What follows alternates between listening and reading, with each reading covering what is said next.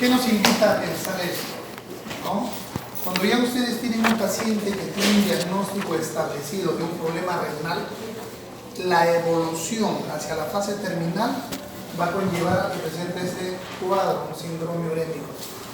Entonces, ustedes ya le han hecho diagnóstico a un paciente que tiene larga rata de diabetes, de hipertensión, y están viendo la evolución de su trastorno renal. A la larga llega esto.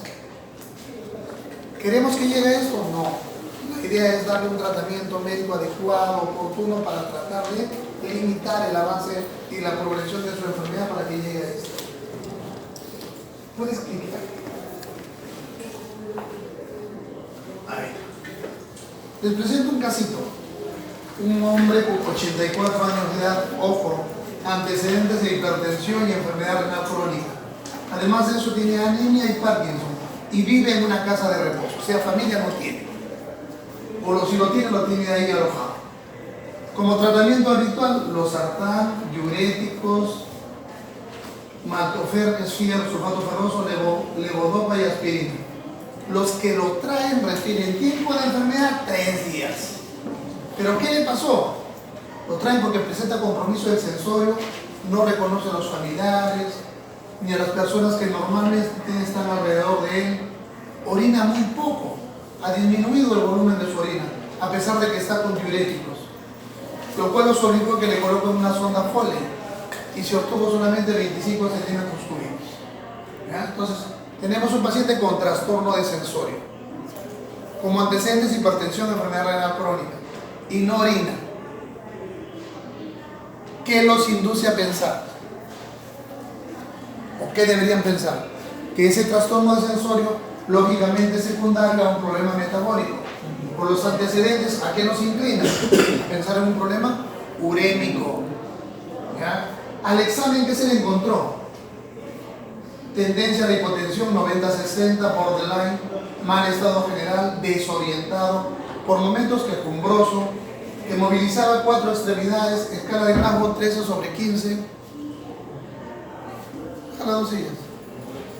13/15, telangiectasias en nariz, equimosis de forma difusa, hematoma en miembros superiores, edema 1 de 4 cruces o de 3 cruces y sangrado en encías. Si el paciente presentaba un síndrome hemorrágico, ¿ya?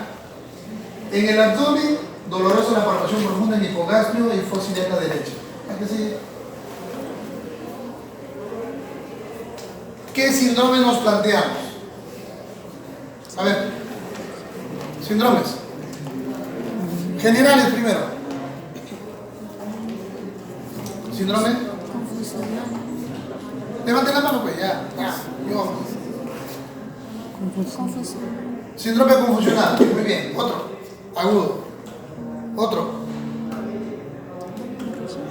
Sí. Otro síndrome.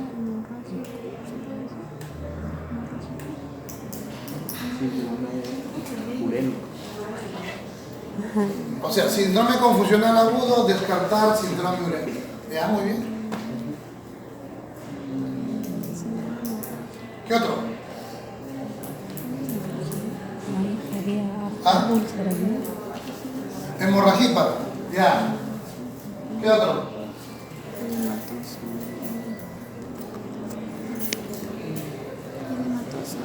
Bueno, en eso deberían estar ustedes duchos, ¿ah? Ustedes ya deberían ser semiólogos sabiendo todos los síndromes. Ya retroceden.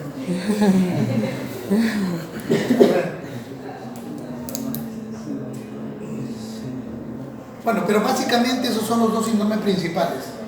Entonces, un anciano que viene con esos antecedentes y etcétera, trastornos sensorios, tiene que pensar en esa posibilidad del síndrome urémico. ¿Sí? ¿Cuál sería el plan de trabajo de este paciente? ¿Qué le pediría?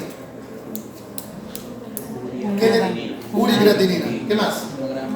Un hemograma. ¿Qué más? Su examen de orina. ¿Qué más? Un AGA. Un AGA. Muy bien.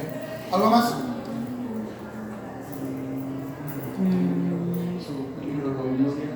Muy bien. Perfil de coagulación. ¿Ya que sí? Esos son los resultados. Hemograma normal, hemoglobina 10, plaquetas 40.000. Ojo, ¿cómo están las plaquetas? Plaquetopenia. Urea 9.82, perdón, creatinina 9.82 y la urea 433. Potasio 4.9.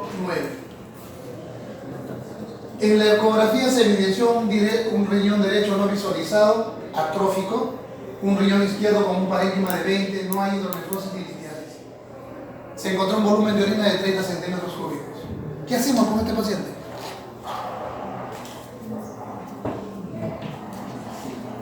¿O qué concluyen? ¿Qué diagnóstico definitivo tienen ya con esos resultados? Una insuficiencia renal crónica.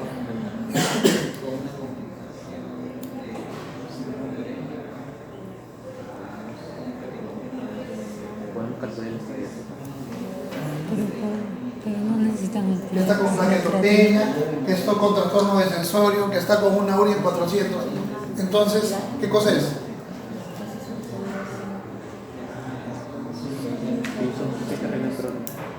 ¿Qué más? Es una encefalopatía urémica, ¿no es cierto? Por eso tiene trastorno de sensorio. Y está presentando plaquetopenia severa. ¿Cuál sería el tratamiento? Corregimos los niveles de urea. Muy bien, pero ¿cómo lo corregimos? Hemodiálisis, perfecto. Entonces, recuerden ustedes que hay criterios para diálisis o hemodiálisis de emergencia o de urgencia.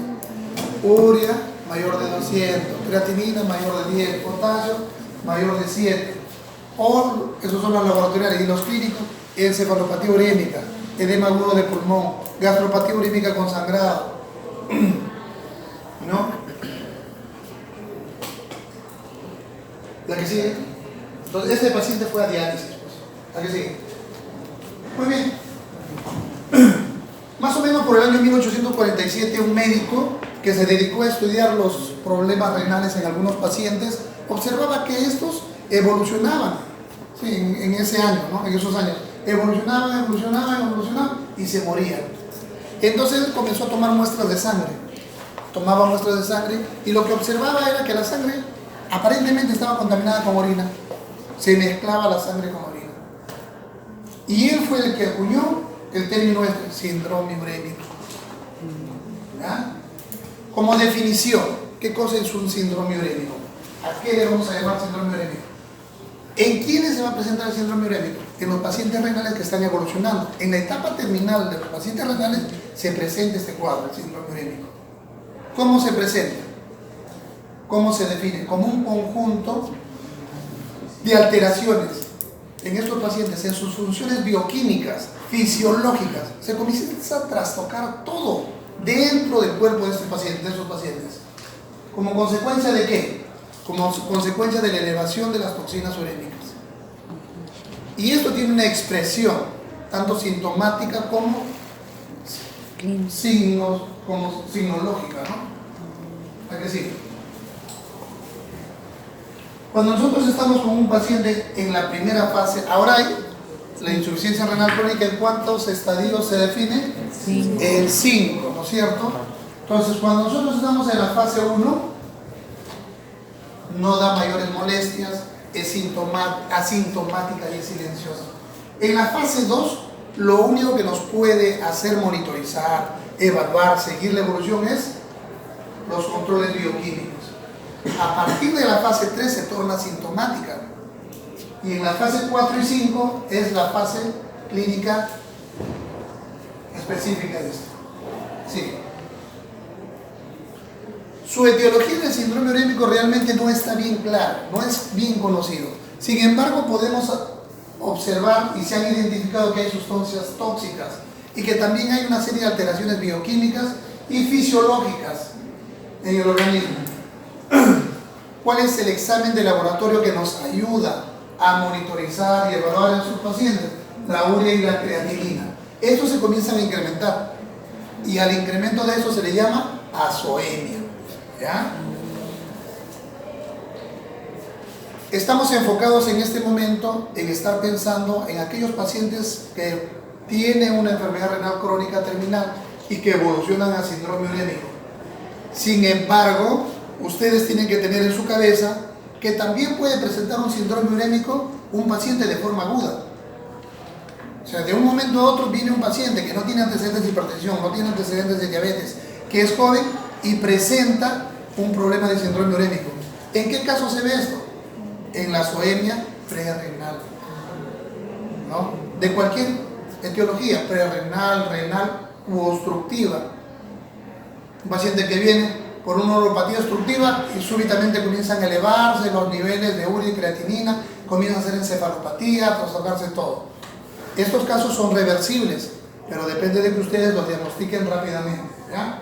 Algunos ejemplos. ¿En qué pacientes puede presentarse esa zoemia prerrenal? Que es común, ojo, en aquellos pacientes que son portadores de quemaduras extensas, en los que pierden volumen, ya sea por sangrado, vómitos o diarreas prolongadas, en aquellos que son intervenidos por alguna cirugía, en aquellos pacientes que son portadores de insuficiencia cardíaca o que cursan con shock séptico.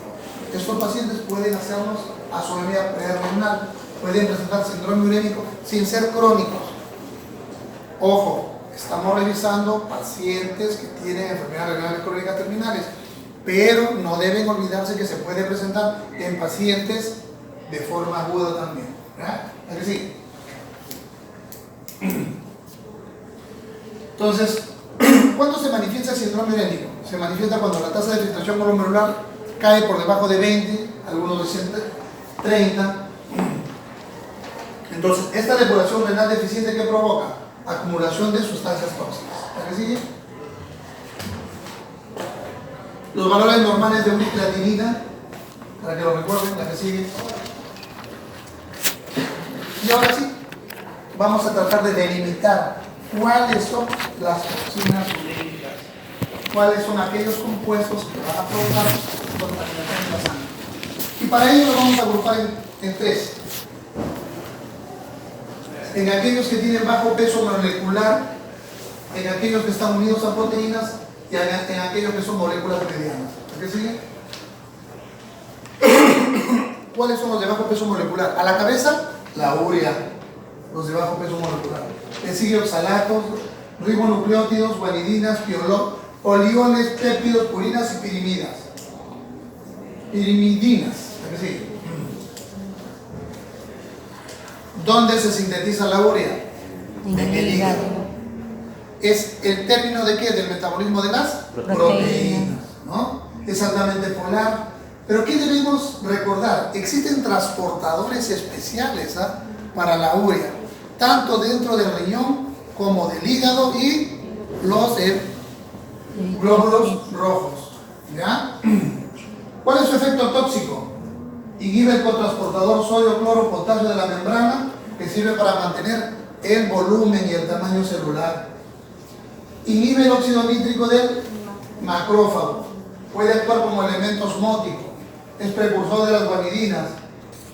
Produce disfunción de la barrera intestinal, con aumento de la permeabilidad del intestino para las endotoxinas y por lo tanto para las infecciones.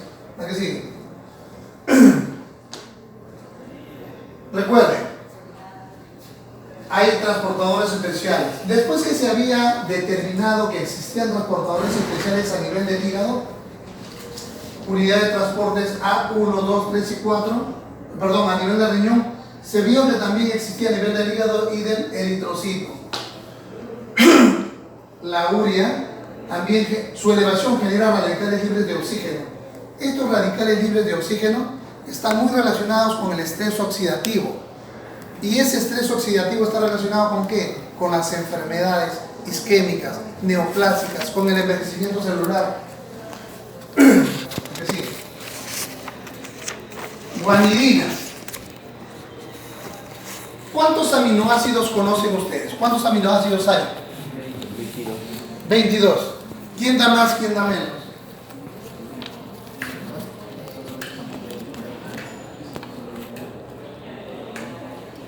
Hay más de 200, ¿no? Pero los más conocidos son 22. Y ahí se dividen ¿en qué? Esenciales. En los esenciales y no esenciales. ¿Cuáles son los no esenciales? ¿Y cuáles son los esenciales? Arginina.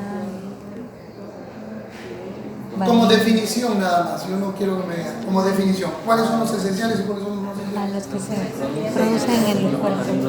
Sintetizan los esenciales. Los esenciales, ¿cuáles son? No se sintetizan. No, entonces, el resto tenemos que nosotros consumir. Entonces, guanidinas es un amino. Efecto tóxico, observen, ¿eh? A nivel de los leucocitos, inhibe la producción de los superóxidos de los neutrófilos, altera la función plaquetaria, inhibe las células natural killer, provocan daño estructural de proteínas circulantes, alterando la capacidad de transporte de otras sustancias. ¿Ya? La que sigue. La que sigue. Ahí no.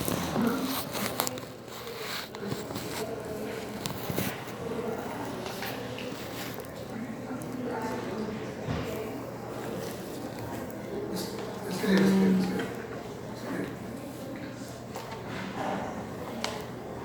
Esta es otra guanidina, ¿ya? Que influye también en la uremia. Su inhibición provoca vasoconstricción, hipertensión, daños químicos renal, disfunción inmune y cambios neurológicos. O sea, todas estas sustancias tóxicas que se van acumulando en el organismo comienzan a producir una serie de problemas. ¿A qué sigue? Oxalatos. El oxalato depende tanto de la ingesta como de la síntesis endógena, pero su efecto tóxico es a nivel endotelial, produce reabsorción ósea, calcificaciones vasculares, litiasis, artritis y daño de las células túbulo proximales. Se depositan los oxalatos a nivel óseo, articular y renal. Aquí sigue. ¿Cuáles son las toxinas que están unidas a las proteínas? La homocisteína, los fenoles, los ajes, hipuratos, indoles, péptidos y poliaminas. Aquí sigue. ¿De dónde la obtenemos a la homocisteína? Aquellos que nos gusta la carnecita, la parrilla, de ahí nos obtenemos. Observen. Es un factor de riesgo independiente para la producción de enfermedad cardiovascular. Aumenta la proliferación de las células del músculo liso vascular, por lo tanto predispone a la aterosclerosis. Interrumpe las funciones anticoagulantes, genera trombogenicidad. O sea, la homocisteína está con un factor independiente propio para provocar efectos cardiovasculares. ¿A qué sigue? Fenoles. Está involucrado en la inhibición de la expresión del óxido nítrico. Son tóxicos endoteliales, hepáticos y leucocitarios. ¿A qué sigue? Bueno, indoles. Produce toxicidad tubular, favorece la proliferación de las células del músculo liso y la resistencia esquelética a la acción de la paratormona. Hipuratos, proviene de la metabolización de los aminoácidos, inhibe la secreción tubular de otros aniones, estimula la amiogénesis, inhibe la unión de otras sustancias a proteínas circulantes. ¿La que sigue? Principales moléculas medianas, péptidos, citocinas proinflamatorias y adipocitocinas. ¿La que sigue? Paratormona. Observen, la concentración de la paratormona aumenta debido a mecanismos homeostáticos compensatorios, como por ejemplo, ¿por qué aumenta? Porque hay retención de fósforo, disminución de la producción de calcitriol y a la hipocalcemia. ¿A qué sigue? Hemos revisado la tercera parte de todas las toxinas urémicas. Todas ellas tienen algún tipo de función que produce alteraciones a nivel de toda la homeostasis del cuerpo humano. ¿Cuáles son los síntomas más comunes del síndrome urémico? ¿A qué nivel se manifiestan? ¿Cuáles son los síntomas? Se manifiestan en todo. A nivel cardiovascular, nervioso, hematológico, inmunitario, endocrino, óseo y gastrointestinal. O sea, todo nuestro organismo está alterado como consecuencia de la elevación de la toxina. ¿Cuáles son las manifestaciones cardiovasculares más constantes? Pericarditis urémica, ¿no? Que también es una indicación de diálisis. La hipertensión, la disfunción miocárdica, alteraciones del metabolismo de los carbohidratos y de los lípidos, y por eso es que se produce aterosclerosis acelerada. Los pacientes que son portadores de enfermedades renales crónicas tienen mayores predisposiciones a sufrir accidentes cerebrovasculares, a sufrir problemas de infarto de miocardio. Produce también estenosis o insuficiencia valvular calcificante por el hiperparatiroidismo secundario. ¿La que sigue? Observen, en un paciente renal crónico se produce expansión del volumen extracelular, por lo tanto hipertrofia ventricular izquierda, por lo tanto fibrosis cardíaca y miocardiopatía de la moderación y por lo tanto insuficiencia cardíaca con muerte súbita. A esto se le agrega que ya el paciente es hipertenso, que ya el paciente es anémico, los cuales suman más para hipertrofia ventricular izquierda. Tienen factores de riesgo asociados a enfermedad renal crónica y urémica, aterosclerosis acelerada, calcificación vascular, o sea, todo se vuelve un círculo vicioso para producir en el paciente insuficiencia cardíaca y muerte súbita. ¿La que sigue? Habíamos dicho que cuando un paciente tiene elevación de la uremia, el paciente se toma cefalopático. La causa exacta se desconoce realmente, pero se ha sugerido que es por elevación de la hormona paratiroidea, de los efectos tóxicos de la hormona paratiroidea. ¿Qué se ha encontrado? Se ha encontrado que hay hipercalcemia y hay disminución del GABA y la actividad de la glicina, ¿no? Y esto hace que haya un desbalance entre los efectos excitatorios o inhibitorios que contribuyen a las alteraciones del cerebro. ¿La que sigue? Neuropatía urémica también se produce a nivel distal, ¿no? Por degeneración axonal. Hay una desmielinización segmentaria. Suele afectar las zonas más distales de las fibras más largas. La que sigue. Tanto la encefalopatía urémica como la polineuropatía urémica están relacionados a la hipercalcemia secundaria al hiperparatiroidismo. ¿Cómo lo podemos prevenir? Usando bloqueadores de canales de calcio o con la paratiroidectomía. ¿A qué sigue? Bueno, eso es a nivel nervioso. Ahora, a nivel del sistema inmune. Todos los pacientes que son portadores de enfermedad renal crónica son más susceptibles de las infecciones. ¿Sobre todo de quiénes? La tuberculosis. ¿Ya? No tienen la producción suficiente de anticuerpos para sus propias defensas. Tienen una biodisponibilidad reducida de interleucina 2. Y lo que más llama la atención es que los neutrófilos, los polimorfos nucleares, están alterados también en su función de defensa. Si bien sí es cierto, su función fagocitaria es normal, ellos se tragan al elemento agresor, pero no lo pueden digerir, no lo rizan. Su función de estructura se encuentra alterada. ¿A qué sigue? Como déficit inmunitario también hay estructuras peptídicas que tienen un efecto inhibidor marcado sobre las diferentes funciones inmunitarias. Ya habíamos hablado que la lisis de los neutrófilos están alteradas. ¿A qué sigue? Hay alteraciones óseas, sí, hay osteodistrofia ósea. ¿Secundaria qué? Al hiperparatiroidismo secundario. ¿A qué sigue? ¿Qué tipo de sangrado, qué tipo de lesiones encontramos en los pacientes que tienen enfermedad renal crónica cuando hacen hemorragia digestiva? Encontramos gastritis erosiva y esofagitis erosiva. Esas son las causas del sangrado en esos pacientes. Son las causas más comunes de sangrado digestivo, junto con la úlcera esofágica. ¿Ya? La que sigue. Anemia. Desde que empezaron a llevar ustedes en biología les han dicho, todo paciente que tiene problemas renales es anémico.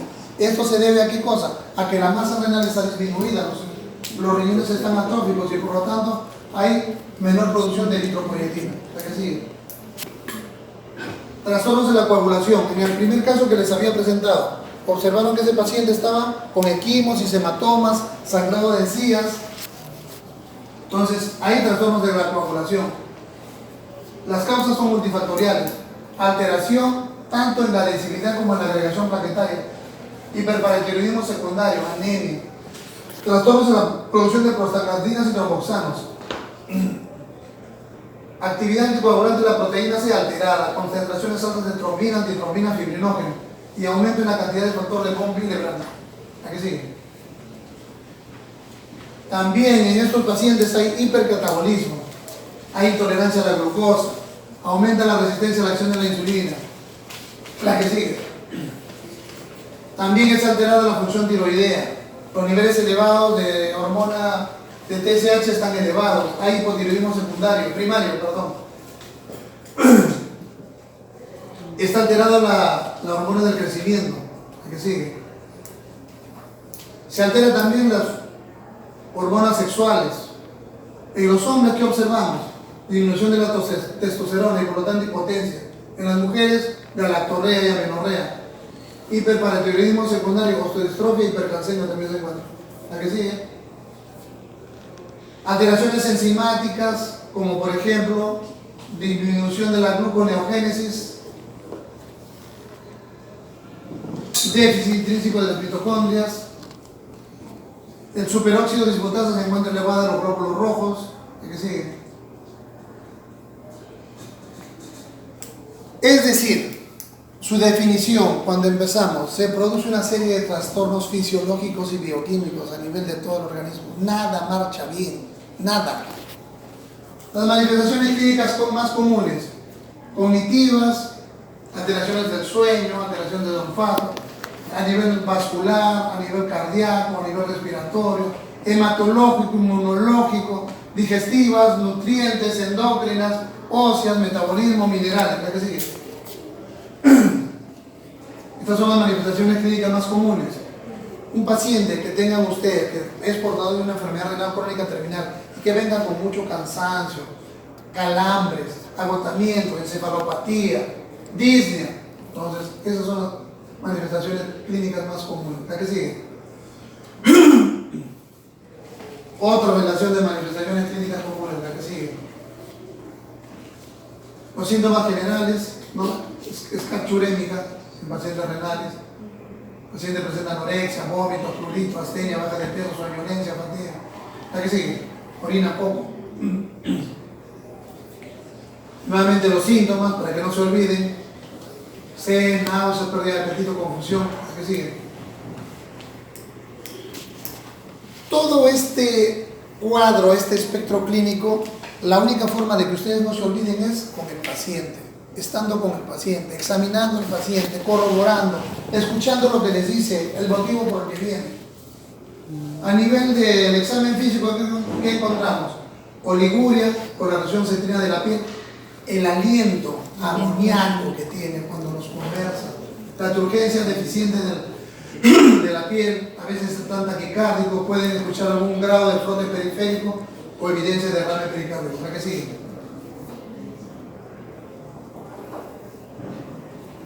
El tratamiento, ya bien lo dijeron ustedes, diálisis. No hay otra forma de tratar a estos pacientes. Entonces es necesario que se agraven ustedes los criterios de diálisis de urgencia, ¿no? Una vez que el paciente entra a diálisis, ustedes, para mantener el tratamiento, ya emplean esto, la dieta. ¿Qué van a restringir en la dieta? Las proteínas. Las proteínas tienen que restringirla, ¿ya? Generalmente esa predomina la coalbúmina. Carnes rojas proscritas totalmente.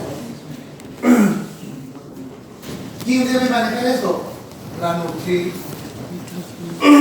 nutricionista, de acuerdo al peso y la talla del enfermo, ¿ya? Los alimentos, ¿qué minerales no deben contener? Deben ser bajos en sodio y en potasio.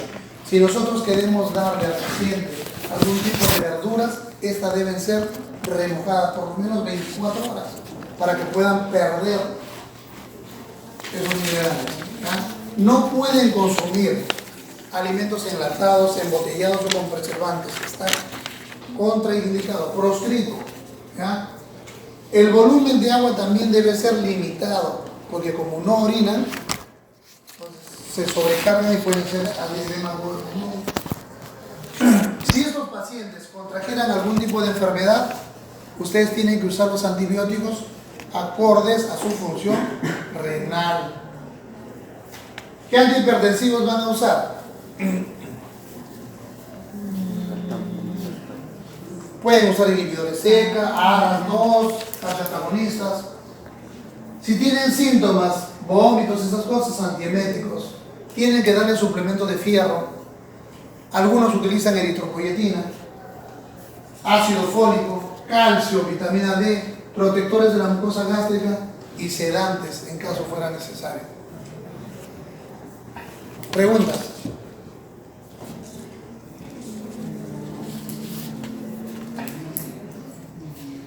¿No hay hipertensión que esté descrito por su problema renal? Sí, hay.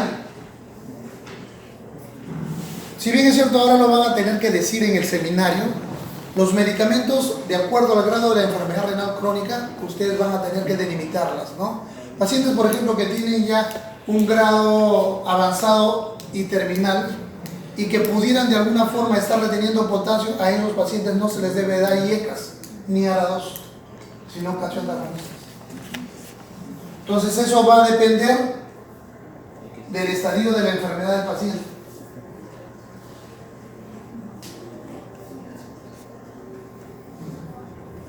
Otra pregunta.